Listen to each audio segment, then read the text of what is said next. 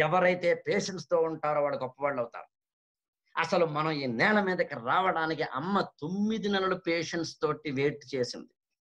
అసలు మన ఇల్లు లాంటివి కట్టడానికి కొన్ని వందల సంవత్సరాలు వెయిట్ చేసాం. సెల్ ఫోన్లు లాంటి వాటిని కనిపెట్టడానికి మనం వేల సంవత్సరాలు వెయిట్ చేసాం.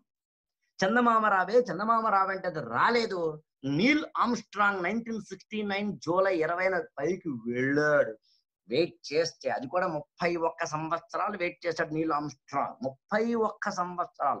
తన 8 ఏళ్ల వయసులో అనుకున్నాడు చంద్రమండలం ఎక్కాలని, 39వ ఏట ఎక్కాడు. అంటే 31 సంవత్సరాలు వెయిట్ చేశాడు. Simple logic. జీవితం అంటే పేషెన్స్, పేషెన్స్ అంటే జీవితం. ఒక్క మాటలో చెప్పాలని అంతకు మించి ఏమీ కాదు. జీవితంలో పేషెన్స్ అనేది ఎందుకుండాలి అన్నప్పుడు చాలా సింపుల్. ఒక షామియానా వేయాలనుకోండి. పెద్ద కష్టమేం కాదు.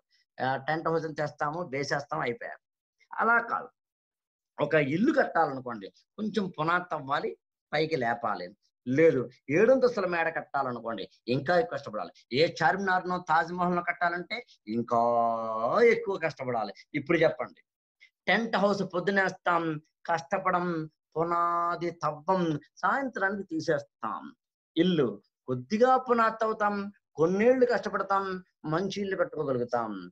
పెద్ద ఏడంతస్తుల మేడ, పెద్ద పునాది తవ్వుతాం, పెద్ద కాలం కష్టపడతాం. ఎట్ ద సేమ్ టైమ్ మళ్ళీ దాన్ని అనేక వందల సంవత్సరాలు వాడతాం. అలాగే తాజ్‌మహల్ లేకపోతే కనుక చార్మినార్ లాంటివి. ఇప్పుడు చెప్పండి, మీ జీవితాన్ని టెంట్ హౌస్‌లా నిర్మించాలనుకుంటున్నారా? కలకాలం నిర్మించాలనుకుంటున్నారా? మీరు బతికినంత కాలం ఉండాలనుకుంటున్నారా? చచ్చాక కూడా బతకాలనుకుంటున్నారా? ఆలోచించండి. దాని ప్రకారం పేషెన్స్.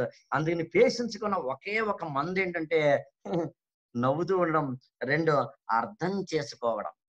అర్థం చేసుకోవడం అంటే అర్థం ఏంటంటే ఎవరైనా తప్పు చేశారనుకోండి, వెంటనే బ్రెయిన్‌లో ఒక క్వెషన్ ఏసుకోండి.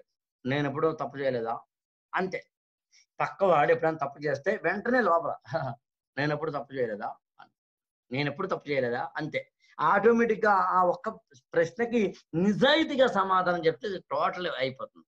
తిరగేద్దాం. అలాగే నవ్వు. ఎప్పుడైనా సరే నవ్వుతూ ఉండండి. చిన్న నవ్వు, చిరునవ్వు. ఫేస్ మీద అలా నవ్వును అలా ఉంచండి. ఆవేశం ఉన్నా, బాధున్నా, ఏడుపున్నా, దుఃఖమున్నా, కన్నీళ్లున్నా, కష్టమున్నా నవ్వండి. నవ్వితే అన్నీ పోతాయి. ఆ నవ్వుని ప్రాక్టీస్ చేయండి. మొదట ప్రాక్టీస్ చేసేటప్పుడు అది కృత్రిమం అవుతుంది. యోగా నేర్చుకున్న మొదట్లో కృత్రిమం ఉంటుంది. ఐ థింక్ యోగా గురువులు కూడా impact foundation I think Jagan Guruji అనుకుంటారు. To the best of my knowledge చూస్తున్నారు. సో, అందుకని అలాంటి యోగా నేర్చుకోండి. మొదట్లో కృత్రిమంగానే ఉంటుంది. ఒళ్ళు నొప్పులుగానే ఉంటుంది. ఏదేదో అనిపిస్తూ ఉంటుంది. But, but one fine morning flexible అవుతుంది. ఇక్కడ కూడా అంతే. యోగాలో ఎలాగైతే మనం నేర్చుకోవడానికి ముందు సాధన చేస్తున్నామో, ఇక్కడ కూడా అంతే.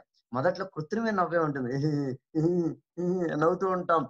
క్రమంగా మన పెదాలు ఎప్పుడూ విచ్చుకుంటూనే ఉంటాయి. నవ్వుల పువ్వులు వెదజల్లుతూనే ఉంటాయి. మొదట్లో ప్లాస్టిక్ పువ్వులుంటాయి. ఆ తర్వాత అసలైన నేచురల్ ఫ్లవర్స్ అవుతాయి. అందుకే నవ్వుతూ ఉండండి.